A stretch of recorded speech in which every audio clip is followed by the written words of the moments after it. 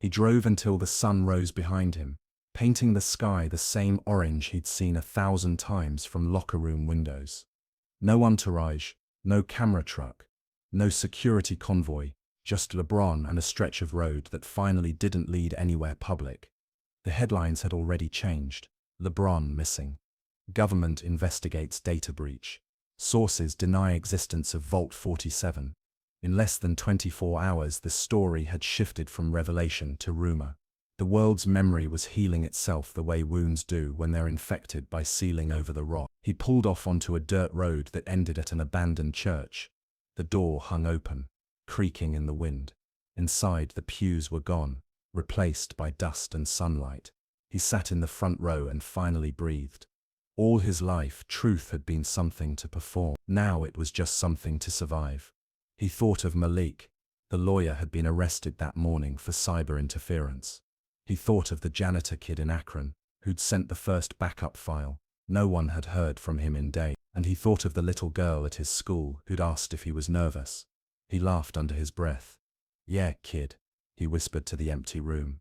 Still nervous. From the pocket of his jacket, he pulled a small flash drive. One Malik had slipped him before the raid. The label read Archive A47. He hadn't thrown that one into the lake. He turned it between his fingers. Maybe destroying everything wasn't the same as freeing it. Maybe people needed proof, not of what he'd fought, but of why. He drove south. No plan, just somewhere near Atlanta, he found a quiet community center with a computer lab used by local students. He asked to borrow a terminal. The supervisor looked at him, recognized him instantly, and nodded without a word. He plugged in the drive. Inside weren't the old recordings, just text files, transcripts, notes.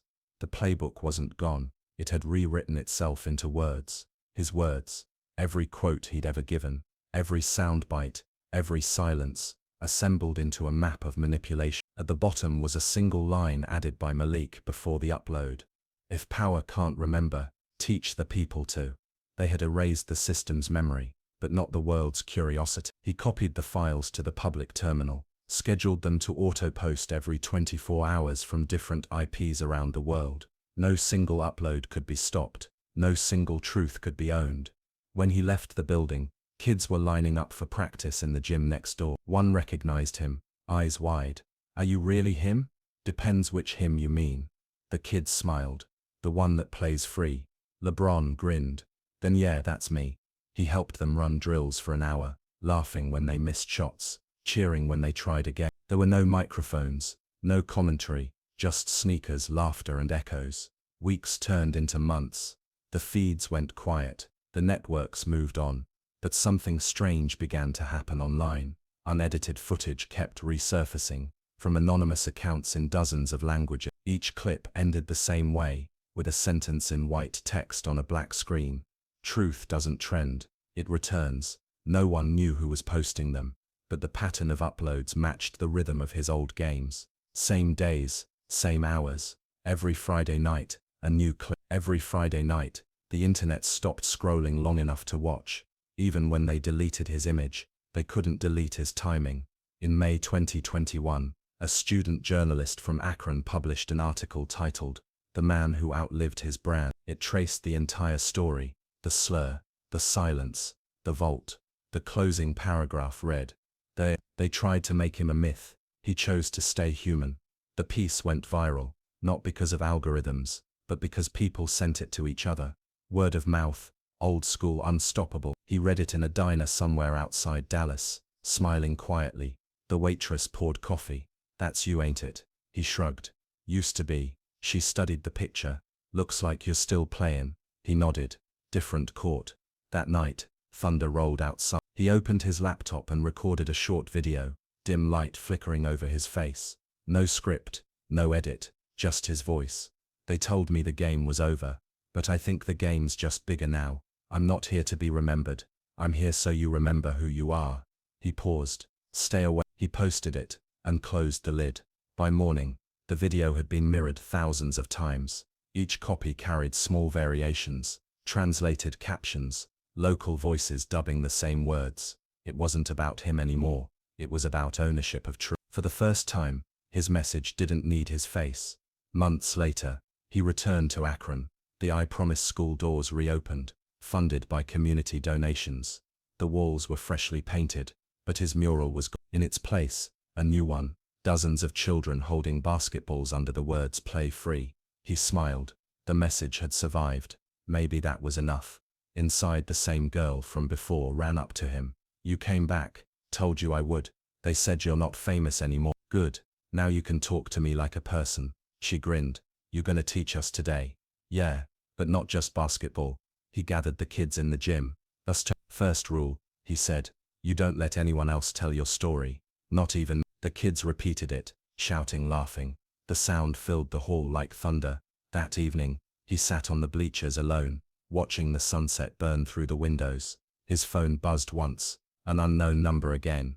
The message read, "You erased the playbook, but not the play." He typed back, "There's. Good. Maybe now they'll play for something real." He powered the phone off. For good this time. In the distance, sirens wailed faintly, but he didn't move. For the first time in years, he wasn't reacting to the world. He was simply existing inside it. The sky shifted from gold to blue to quiet. He had entered the world as a brand, and left it as a reminder, proof that freedom isn't what you win, it's what you refuse to say. He hadn't planned to break into anything again, but some truths didn't fit inside microphones. They lived in the places power forgot to clean. 2 nights after the whistleblower vanished, Malik forwarded an address outside New Jersey. Industrial Park. No signage, cameras everywhere. On paper, it belonged to a logistics company. In reality, it was the data center heart of every sports broadcast in the country. Vault 47. They waited until after midnight. Malik stayed in the car, running interference through a scrambled hotspot. LeBron wore a hoodie, gloves, and the same determination that had carried him through every fourth quarter of his life. Only this time, there was no clock, just risk. All his life, he'd been told to play within the lines. Tonight, he was stepping off the court for good. He slipped through a service door, held open by a cleaning crew, leaving for the night. The corridor hummed with air-conditioned breath. Fluorescent lights blinked like slow cameras. Down 2 levels, a steel door waited, white letters on black paint. Archive 47. A keypad, a scanner, no handle. He placed his palm against the glass out of habit. The light turned green. For a moment he froze. The system still recognized him, maybe because he'd never truly left it. Inside, the room looked like a cathedral built for data aisles, of servers rising like organ pipes, red and blue LEDs pulsing in rhythm. Monitors lined the walls, each one looping raw feeds. Games, interviews, sidelines, crowd shots, uncut, unedited, unfiltered. He moved closer to one labeled DEZ 2018, Utah, game. He pressed play. The slur echoed again, clear, ugly, real. Then came something he'd never seen. A second camera angle, one that showed the security guard whispering to a producer before the feed was muted. Another clip showed an executive on the phone mouthing "kill audio." They hadn't missed the moment. They'd buried it alive. Footsteps echoed behind him. He spun, flashlight beams cutting through the dark. Security. He ducked behind a row of servers, heart pounding. The guards passed, radios crackling with coded chatter. Zone C clear. Possible breach on thermal. He moved the opposite way, deeper into the maze.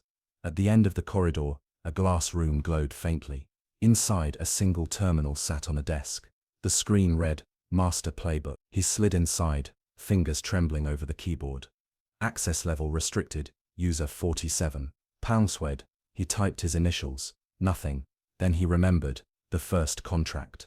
The page marked Directive 47. The invisible ink line. All likeness rights extend beyond retirement. He typed beyond. The screen unlocked. Lines of code filled the monitor. Then a dashboard of names. Hundreds of athletes, artists, even politicians. Each tagged with metadata, behavioral index, public trust rating, predictive output. It wasn't an archive. It was an algorithmic mirror, training on every emotion ever broadcast, to calculate which truths were profitable. He'd spent 2 decades inside a system that didn't just sell stories, it forecasted obedience. He scrolled until he found his own file. Subjective 47, LeBron James. Status, active. Below it a subfolder, replacement protocol. He opened it. A video loaded. A young player barely 20 standing in a studio, repeating lines into a teleprompter. We've come a long way. Let's focus on unity, not division. LeBron's word for word. Except this time the voice modulation matched his own tone. He slammed the desk. They cloned my speech patterns. A voice behind him answered, calm, rehearsed. Correction, we optimized them. He turned. The same man from the corporate meetings, the handler with the clipboard, stood there, unarmed, confident. You shouldn't be here, Mr. James. Neither should half of me and your servers. This isn't theft. It's preservation. You inspire billions. We ensure that inspiration never ends. You mean it never breathes? Breathing is inefficient. For a second, silence filled the room, heavy, sacred. Then LeBron smiled faintly. You forgot something. Inspiration dies when it stops being real. He yanked the hard drive cable free. Alarms screamed. Red lights flooded the room. The handler didn't move. He only said, if you erase this, the world forgets you. Then maybe it remembers itself. He slammed the drive into a portable case Malik had given him, and down the corridor, up the stairwell, through emergency exits, the sirens chasing his heartbeat. Outside, Malik's car headlights flashed twice. He jumped in. You got it? I got us. They sped into the dark highway as drones buzzed over. For the first time, truth wasn't a story, it was evidence. Back at Malik's office, they connected the drive to an isolated laptop.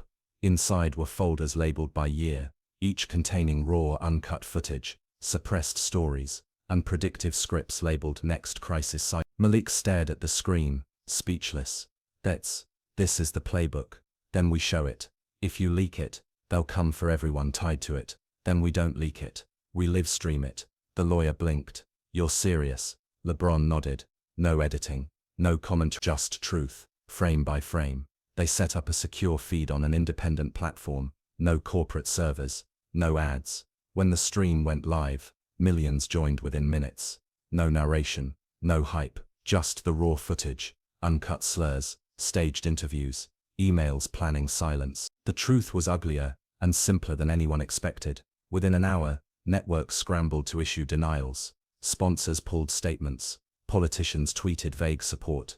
But the feed couldn't be stopped. The world was watching itself, without filter. For 20 years, the system had studied what people wanted to hear. Tonight, it heard itself for the first time. At dawn, government vehicles surrounded the building. Malik backed up files to encrypted drives, tossing one to LeBron.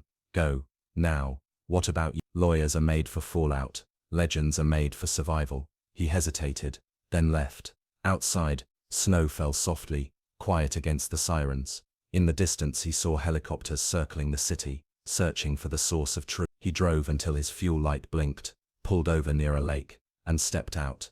The horizon glowed faint orange. He looked at the small drive in his hand, the weight of every erased voice in a piece of metal the size of a thumb. If they want the legend, he whispered, they can keep it. He tossed the drive into the lake. The water swallowed it whole. By erasing the playbook, he didn't destroy the system. He made it lose its memory, and without memory, power forgets who it is. The morning after the unfiltered game, he woke to a world divided in half. Half of America called him a hero, the other half called him a threat. Talk shows opened with his face on split screens. Athlete or activist, freedom or chaos.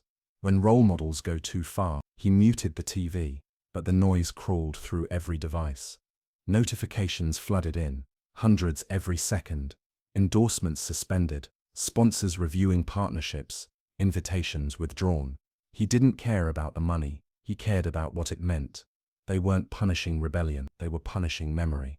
They couldn't delete the video this time, so they tried to delete the man who made it.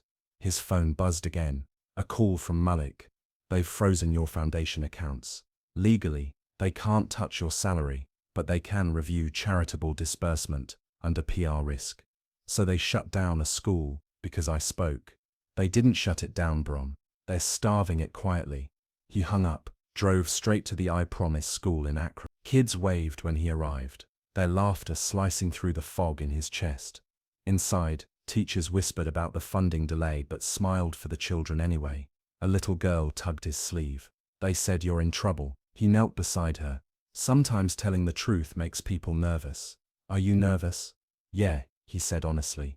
But I shoot better when I'm nervous. The line made her giggle, but her eyes carried something older, the instinct children have when adults are hiding storms behind smiles. That night, after the school emptied, he sat alone in the gym again. The lights buzzed faintly above him. On the wall hung a mural of him with the quote he'd chosen years ago. "Nothing is given, everything is earned." He stared at it until the letters blurred. He'd earned everything, except the right to tell his own story. Balake called again. "Balake, listen, there's chatter about an internal investigation. They're claiming you violated image guidelines." Image guidelines. Clause 14C of the marketing contract. It says all public appearances must align with brand values. Whose values? Not yours. LeBron laughed dryly. So they own even the silence now. He closed the call, opened his laptop, and started scrolling through old interviews. Years of footage, where he smiled, nodded, said the right things. Every frame looked perfect. Every frame looked wrong. He thought of the fan who yelled that slur, and how the whole world had pretended it was background noise. Maybe that fan wasn't the anomaly. Maybe he was the product. 2 days later, he got an anonymous email. "Balake, subject, they're writing your ending." Attached was a link to a private marketing deck, labeled Project Pivot. He opened it. Slide 1, Contingency Plan, Brand Transition.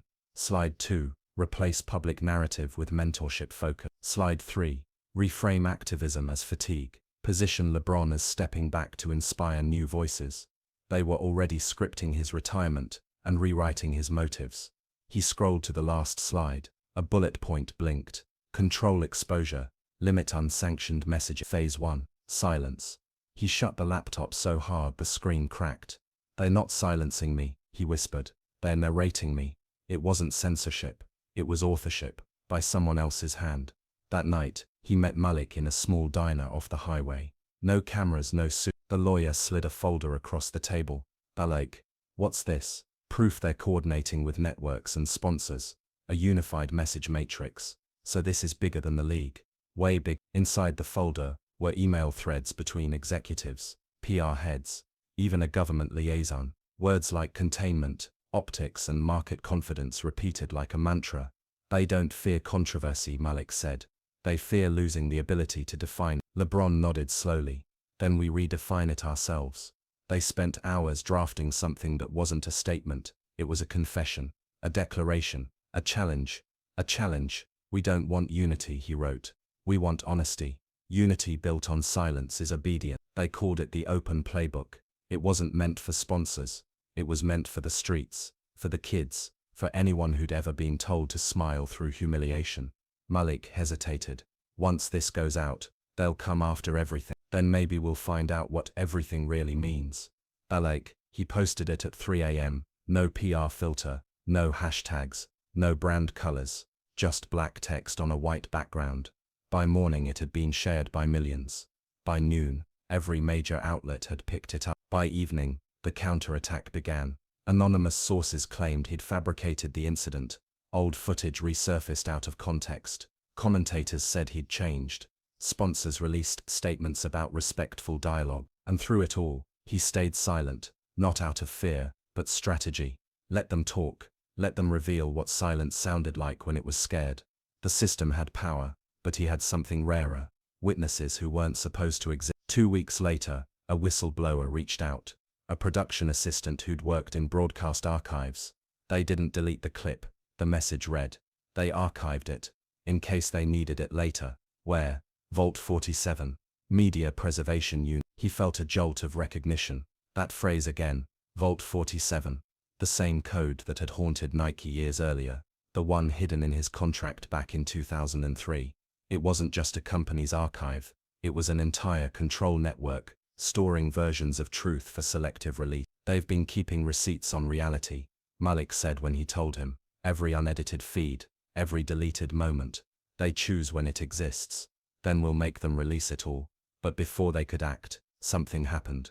The whistleblower disappeared. Her phone number went dead. Her apartment was emptied overnight. A text arrived from an unknown number. "They don't chase ghosts. They belong to the network now." He stared at the screen, pulse steadying into anger. The slur had been one voice in a crowd, but the silence that followed it was a system, and he was about to break into the vault where silence lay. The clip was gone, but its echo refused to die. Within a week, the league's PR office released a bland statement: "We value respect and equality." The incident was a misunderstanding.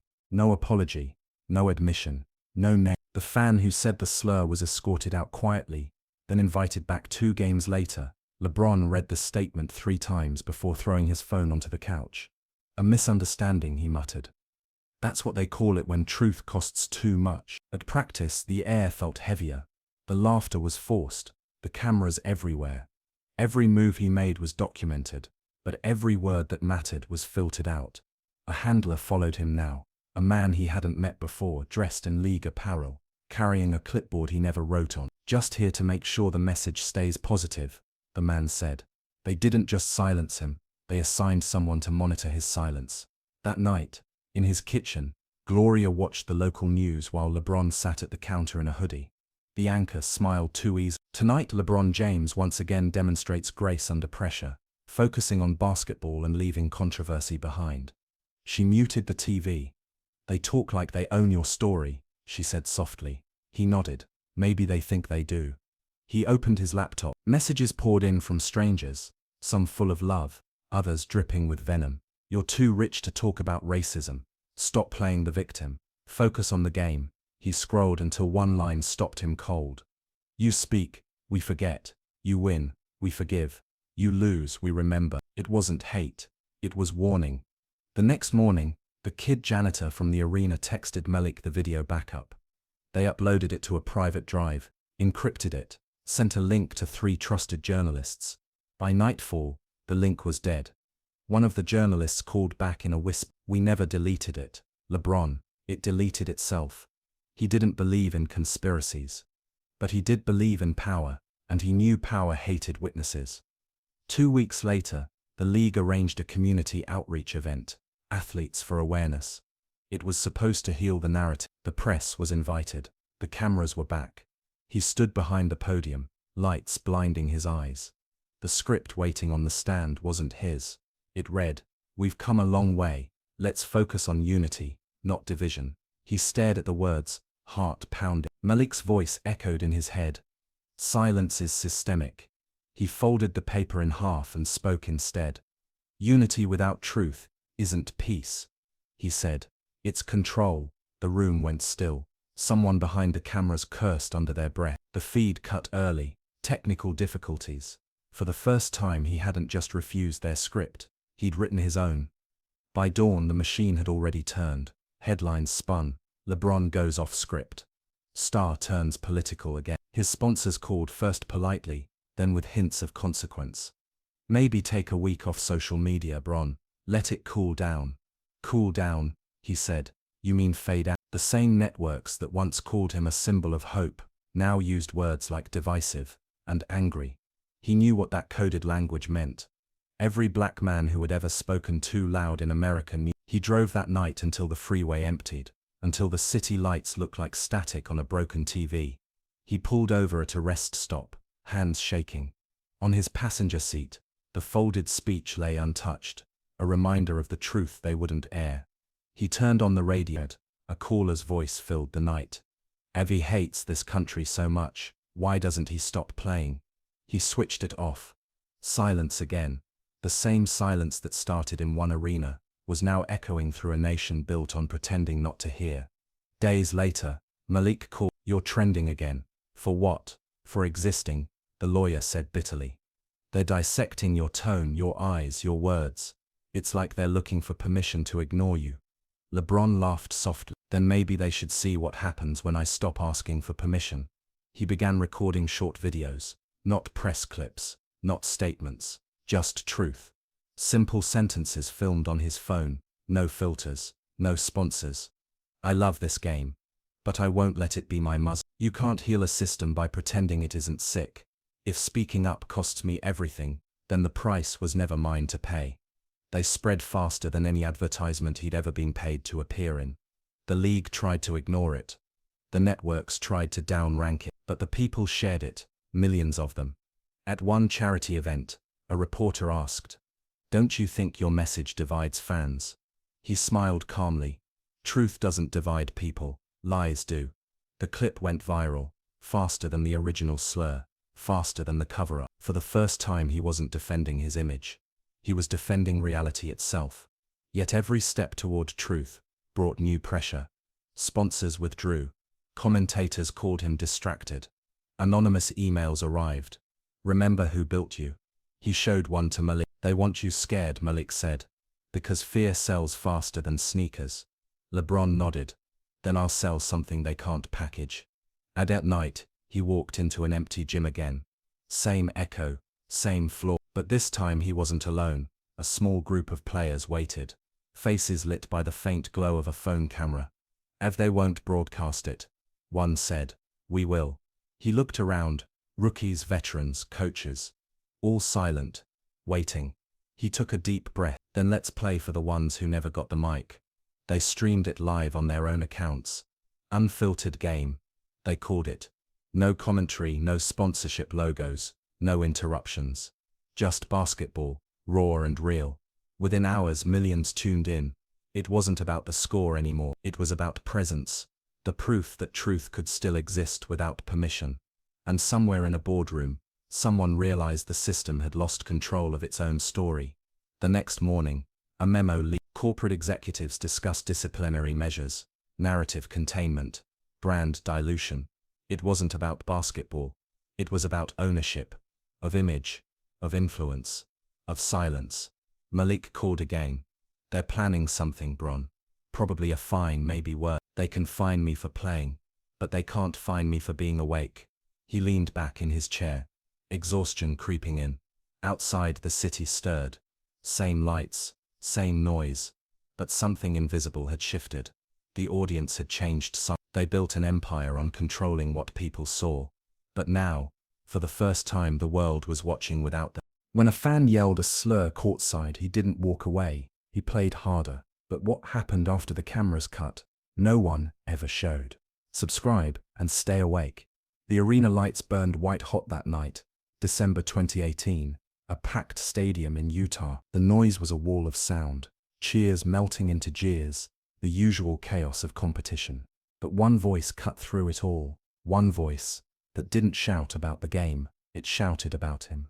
The word hit like a stone. It wasn't the first time, and deep down he knew it wouldn't be the last. He'd been hearing versions of that same word since high school, in locker rooms, in comment sections, in whispers that always grew bolder when the cameras weren't rolling. He didn't look toward the stands, he just tightened his jaw, dribbled, and kept moving. The play resumed. 3-point, swish.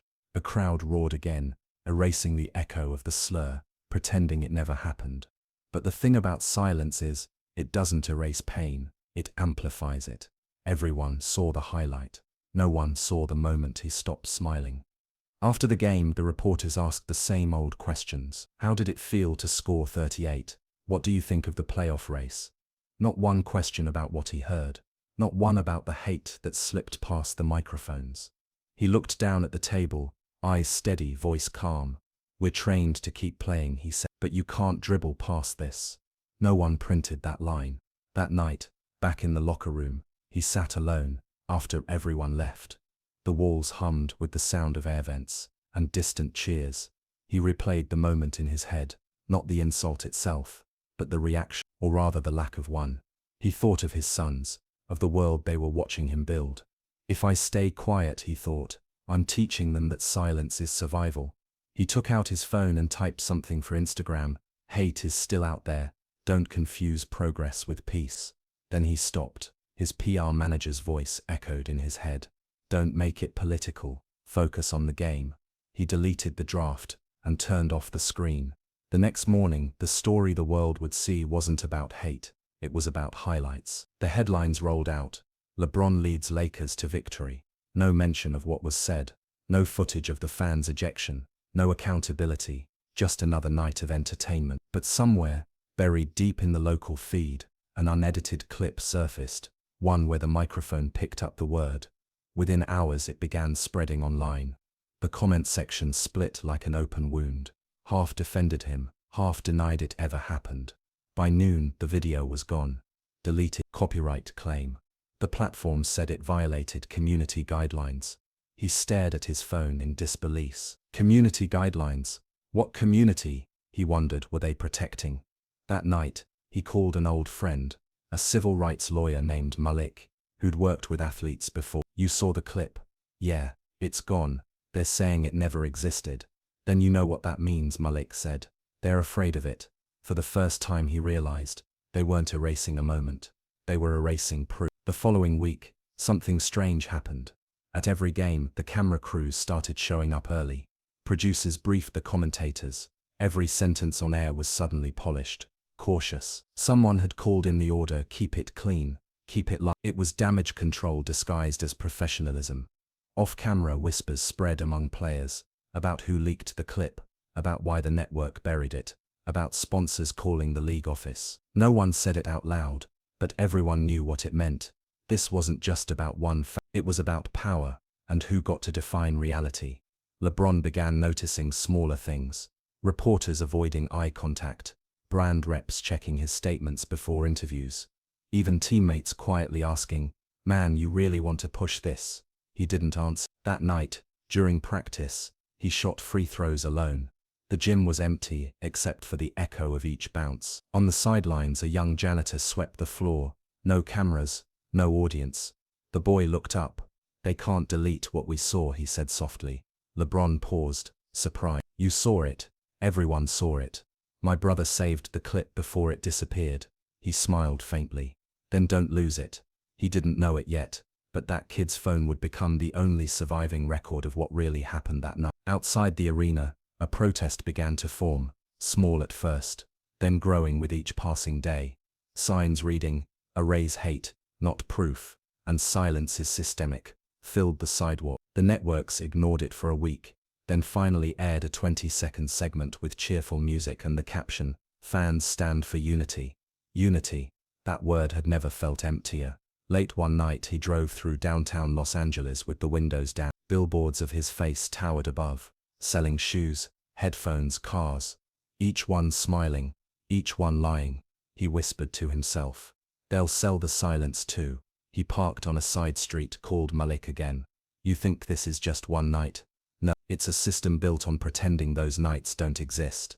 The lawyer's words hung heavy. He looked up at the billboard again, his own face staring down like a stranger. He didn't know it yet, but the fight that began with one slur was about to expose something far bigger than a fan. It would expose the entire playbook.